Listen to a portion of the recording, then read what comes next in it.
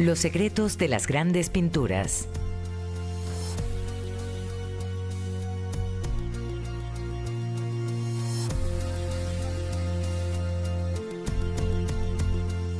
Un baño en Asnières, 1884. Georges Seurat.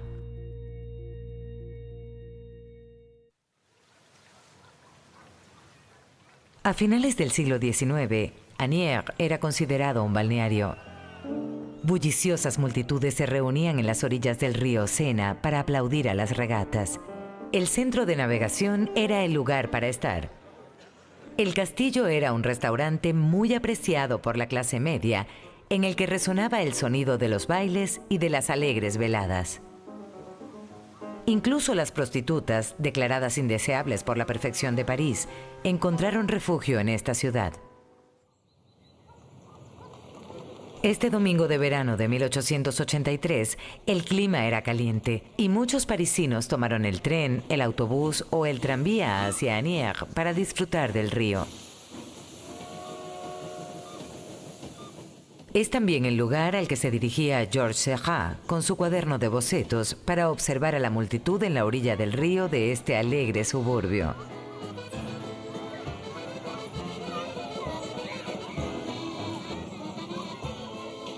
Luego de algunas semanas, de regreso en su estudio en la calle Chablot, en París, Seurat utilizó sus apresurados bocetos para componer el gran lienzo titulado Un baño en Asnières. ¿Qué vemos? Un resumen de un domingo normal, con sus nadadores y sus navegantes. Sin embargo, las figuras estilizadas y sin movimiento se ven rígidas, como si fueran estatuas antiguas. Construido según las normas clásicas, la común escena de este parece vibrar intensamente. Un examen más detallado revela una yuxtaposición de trazos de color, lo que hace que la imagen brille inusualmente.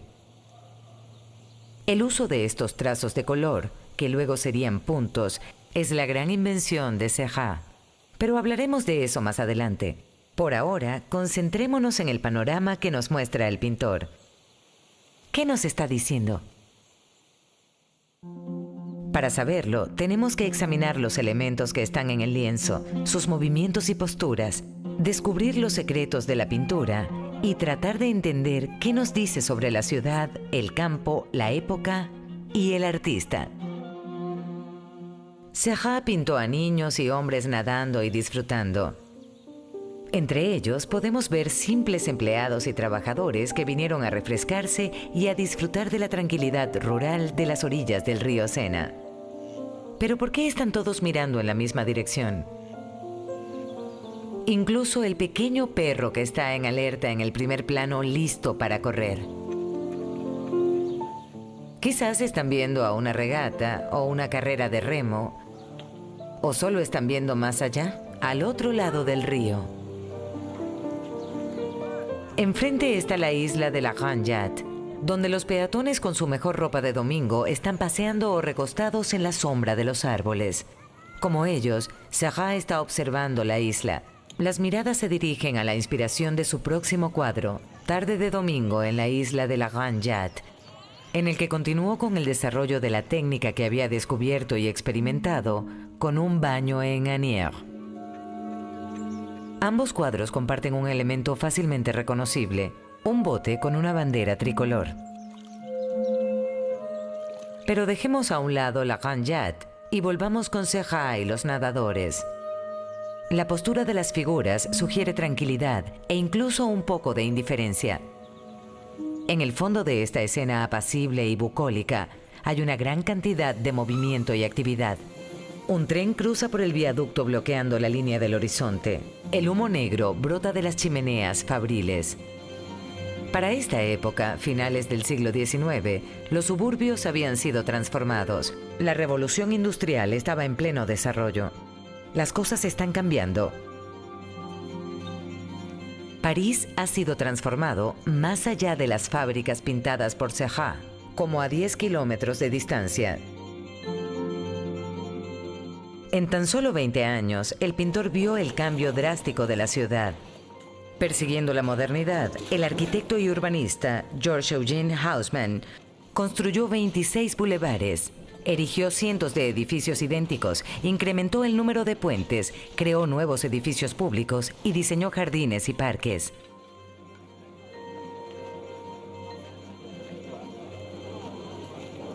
La higiene está en su mejor momento. El trabajo de Pasteur se celebra bajo la cúpula del instituto.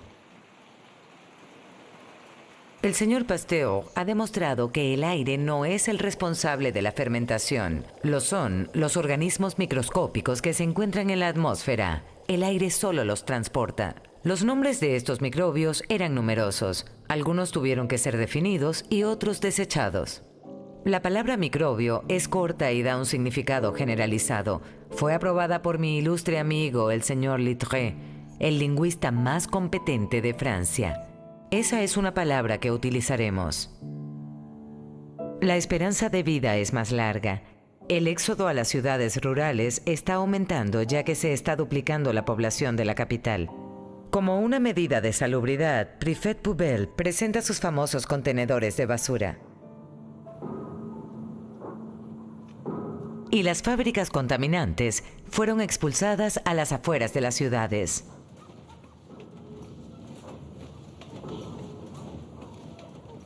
La otra cara de la moneda es la precariedad de los suburbios industriales.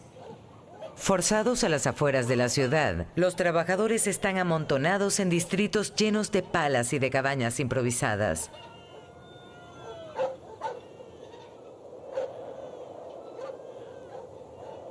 Las pequeñas ciudades, ahora convertidas en grandes suburbios dormitorio, son consideradas zonas de alto riesgo. Un miembro del Parlamento lo indicó de la siguiente manera: los bárbaros que amenazan a nuestra sociedad no están ni en el Cáucaso ni en las estepas de Tartaria. Están en los suburbios industriales. Los aníac bucólicos no quedaron al margen. En 1848, los barqueros incendiaron el viaducto ferroviario protestando debido a su competencia con los trenes. En 1870, los puentes fueron quemados por los defensores de la ciudad para evitar el avance del ejército prusiano. La estación fue destruida por el fuego enemigo. Un año después, las batallas causaron estragos una vez más en Asnières. La ciudad cayó en las manos de la insurgente Comuna y le tomó 10 días a la comandancia de la Plaza de París para recuperarla. Para el momento en que Seurat pintó su lienzo, los puentes habían sido reconstruidos y los trenes funcionaban de nuevo. Las personas iban a Asnières a relajarse, divertirse en el agua y dormir sobre el césped. En el centro del lienzo de Seurat nos llama la atención un joven muchacho. Está encorvado y con los hombros caídos. ¿Una pose de relajación o de cansancio? Quizá trabaja en la planta de gas Clichy que vemos detrás de él. ¿Es posible? Ya que los aprendices comenzaban a trabajar a la temprana edad de 10 años y las 12 horas de trabajo al día eran extenuantes.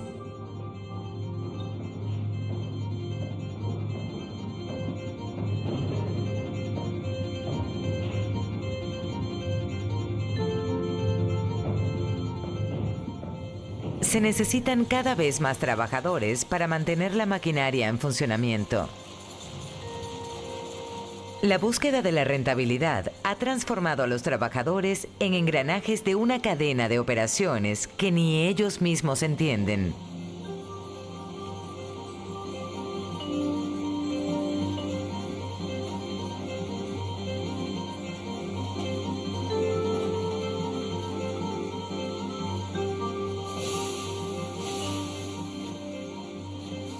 En las nuevas fábricas, el ruido es implacable. Las temperaturas son muy altas en el verano y muy bajas cuando llega el invierno. Hay un constante peligro con las piezas que caen, las cintas que se rompen y el aceite que se sobrecalienta. Coupeau, el herrero de Solà-les-Amours, trabaja duro. Contando la suciedad de la forja y la monotonía del constante martilleo de las similares piezas de hierro. El progreso llega a través de la ideología técnica y racionalista. La Organización Científica del Trabajo, OCT, se convirtió rápidamente en un modelo para los países industrializados. Utiliza el desglose detallado del trabajo para forzar a los trabajadores, que ya no son más que engranajes en una inmensa cadena mecanizada que lleva a cabo las tareas cronometradas y cuidadosamente calculadas. Racionalizado, repetitivo, científicamente organizado, así como los trazos y puntos de color en el lienzo de Seurat. ¿Será que el artista también ingenió una producción mecanizada en su pintura? Veámoslo de otra manera. En un baño en Asnières, Seurat, con solo 24 años de edad, estaba en el proceso de inventar una nueva técnica. ¿Qué es exactamente? Es el uso de un método conocido como arte óptico. Seurat creó formas y colores sin la necesidad de mezclar con anterioridad las pinturas en la paleta. Logró un efecto similar a la pixelación, muy adelantado a su tiempo. El cálculo de las proporciones dictamina el espacio entre los pequeños trazos, de tal manera que el ojo lo vea inafectado. De esta forma, un detalle o una pieza de ropa que se ve marrón para el observador es en realidad una multitud de trazos rojos, azules y amarillos en el lienzo. En una carta dirigida a un mercader llamado Durand-Ruel, el pintor Camille Pissarro, quien adoptaría el método de Seurat, lo explica perfectamente. Él dice que este método le permite al artista usar una mezcla óptica de pigmentos que crea un brillo más intenso.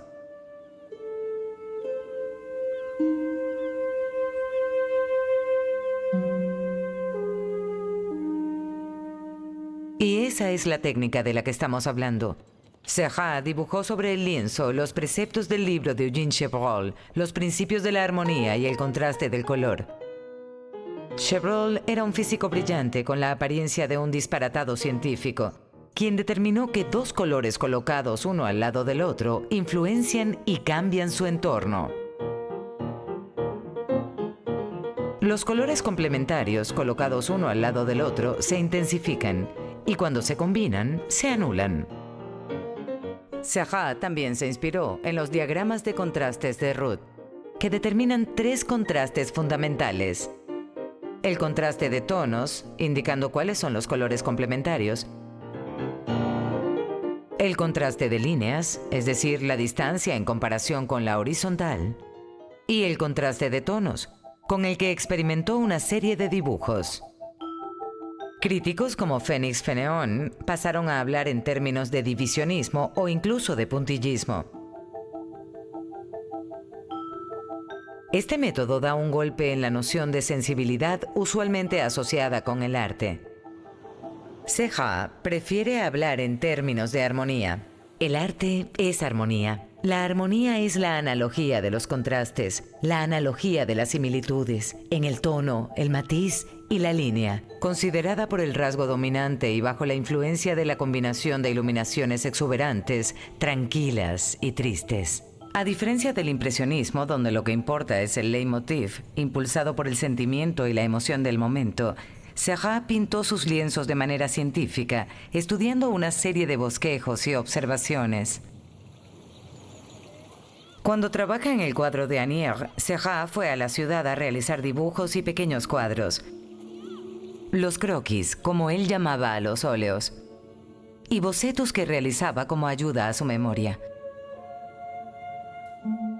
Los colocaba en las paredes de su estudio y los consultaba mientras trabajaba en su lienzo. En total, 14 borradores en óleo y 10 bosquejos. El artista reunió detalles en sus viajes a Asnières, manteniendo algunos y desechando otros, así como los caballos que aparecían en un bosquejo bañándose en el Sena, que no aparecen en el lienzo final. Algunos personajes son inventados. Seurat llevó a un modelo a su estudio para realizar al hombre que está en el primer plano. El cuadro es una síntesis de escenas que él estudió y seleccionó cuidadosamente. Un viejo amigo comentó sobre él: "No hay nadie más preciso y meticuloso que este serio artista. Un apóstol poco sociable y poco comunicativo con el rostro de Jesucristo". Otro amigo lo definía de la siguiente manera: "Un hombre apuesto, apacible, a veces afligido, consumido por su arte, atormentado por la idea de mejorar su técnica para lograr que la finura de su visión fuese más tangible. El artista Albert Dubois-Pillet cantaba sus alabanzas. Seurat abrió el camino para mí. Le debo todo. Su sentido del orden y de la disciplina creó una impresión inmediata y profunda en mí. Por medio de Seurat y gracias a Seurat, llegué a amar la pintura. Por otra parte, el autor Maurice Beaubourg lo encontraba muy digno, modesto y sencillo. Pero su obsesión con la necesidad y con la adecuación de la ciencia y la química en el arte me ha dejado atónito. Nacido en París en 1859 en una familia de clase media, Seurat mostró a pronta edad su don con el dibujo.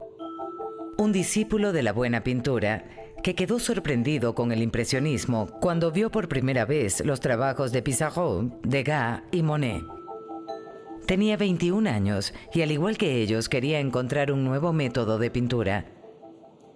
También apreciaba los frescos clásicos y alegóricos de Puvis de Chavannes, con quien se reunió en varias ocasiones. Un baño en Asnières fue comparado con La Tierra Feliz, uno de los últimos cuadros del maestro. Un lienzo expuesto en el Salón en 1882, justo cuando Seurat comenzaba a trabajar en su pintura, con la que Seurat calculó cada efecto. Nos arrastra plenamente en esta escena bucólica, en primer lugar por el imponente tamaño del lienzo, 2 por 3 metros, y luego poniendo en primer plano a lo largo del borde al hombre de espaldas a nosotros, tumbado en el césped. El niño sentado con las piernas en el agua es el centro de atención. En sentido estricto y por las leyes de la perspectiva, el tamaño de esta figura central es ligeramente desproporcionado en comparación con las demás. Ligeramente elevado, el terraplén cubierto de césped se convierte en un punto de observación. Divide la imagen en 2 partes bien diferenciadas, la tierra y el agua.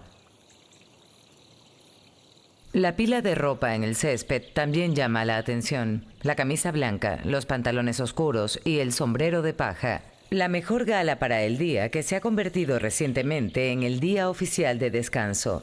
La decisión de qué día debían tener libres los trabajadores fue objeto de un intenso debate político. Desde la Revolución, los artesanos y los trabajadores tuvieron su Saint-Lundi, o Lunes Santo, un legado de la Ilustración.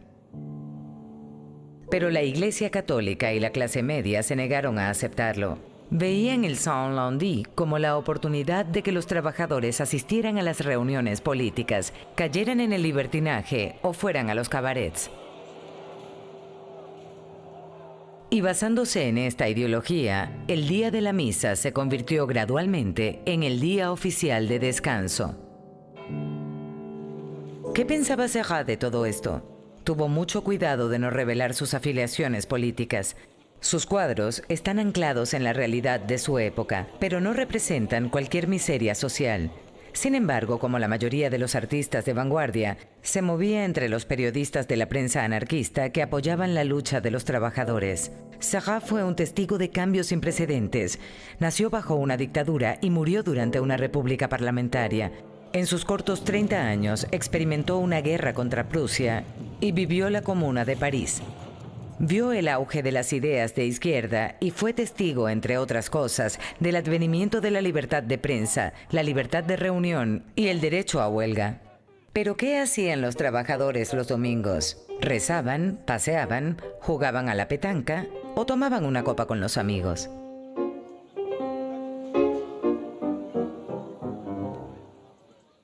En París, deambulaban a lo largo de las principales avenidas, de los senderos a la sombra de nuevas edificaciones, y también a través de los parques y a lo largo de las terrazas de los cafés.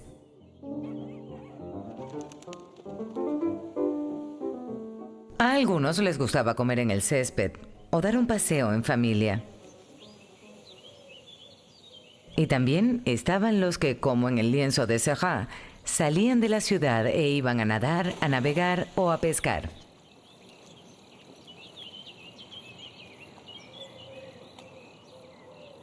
Sobre un día en el campo, Maupassant escribió: Cuando llegaron al puente de Neuilly, el señor Dufour dijo: «Aquí estamos al fin en el campo», y luego de esa señal, a su esposa le aumentó el sentimiento por la belleza de la naturaleza.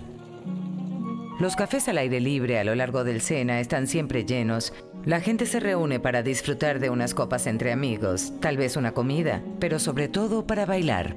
Artistas, hombres de letras y las personas que estaban libres, a los que les gustaba mezclarse con las grisettes y los hombres malos. Los domingos de excursión le daban la oportunidad a los trabajadores, tanto hombres como mujeres, de deshacerse de su ropa de trabajo del día a día y vestir más elegantes. Los más pobres mejoraban su vestimenta de todos los días con la ayuda de algunos accesorios como un chal, un delantal bordado o tal vez un sombrero de paja. Todos los tipos de sombreros están representados en el lienzo de Seurat. Sombreros de paja, bombines, sombreros de fieltro cloché, sombreros de copa. Eran distintos por las diferentes clases sociales que se mezclaban en las orillas del Sena. Claramente visible, colocado en el césped cerca de la figura principal, está un sombrero de paja. Estaban muy de moda en este período entre los bañistas y amantes del agua.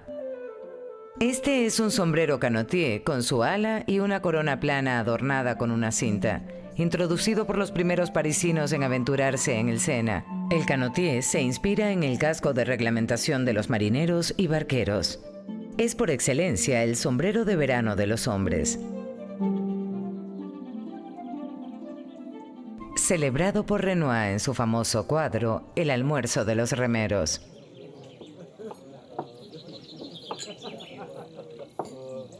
A su manera, un baño en Asnières captura la vida que se desarrollaba en las orillas del Sena. Es un fresco de su época. 50 años antes, la escena pintada por Seurat no hubiese podido existir. En ese entonces se necesitaban 4 horas para llegar a Asnières en una calesa. Las personas de la ciudad no tenían forma de escapar al campo. Después de 1837, el viaje era de solo 45 minutos desde la estación de trenes de Saint-Lazare.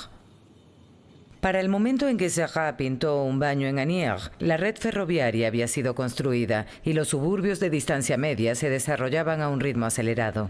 Como consecuencia, podía aumentar la distancia entre los hogares y el trabajo. El servicio hacia Asnières era excelente. En los domingos de verano había más de 50 trenes. También se le podía llegar en tranvía o en autobús desde la Plaza Clichy.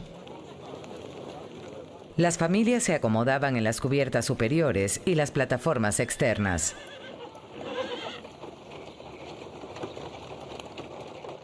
Los viajes en tercera clase, con todo el ruido y el amontonamiento.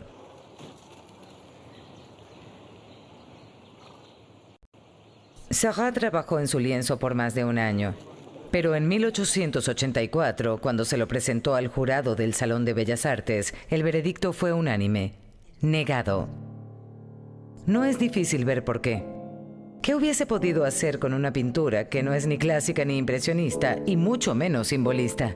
Por no mencionar el naciente puntillismo. Luego de esto, Seurat se unió a otros artistas excluidos del salón para configurar un grupo de artistas independientes a los que la ciudad les permitió exponer sus obras en un edificio temporal cerca de las Tullerías. Pero al ser tan grande, el cuadro quedó relegado a la barra de un local.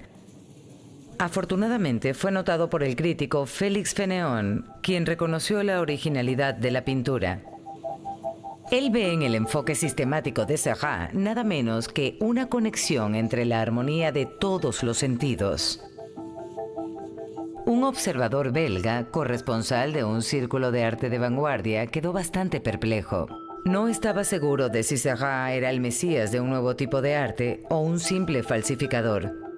Finalmente optó por decir: es un pintor sincero, reflexivo y observador que será juzgado por el tiempo. Félix Fénéon ya había tomado una decisión. Defendió el lienzo y dedicó muchos artículos a Seurat. Desactivó la crítica explosiva al puntillismo, exponiendo y racionalizando sus teorías científicas. Se convirtió en el héroe de este nuevo movimiento con Seurat en su centro. Más tarde se le unieron Paul Signac y Camille Pissarro. Un baño en Asnières Sin duda, marca el final de una era y el comienzo de otra, tanto por su temática como por su técnica científica. Seurat parece haber entendido mucho antes que otros artistas que el presente apuntaba hacia la intrigante pero implacable religión del progreso. No veía razón para que el arte no formara parte de esta conmoción.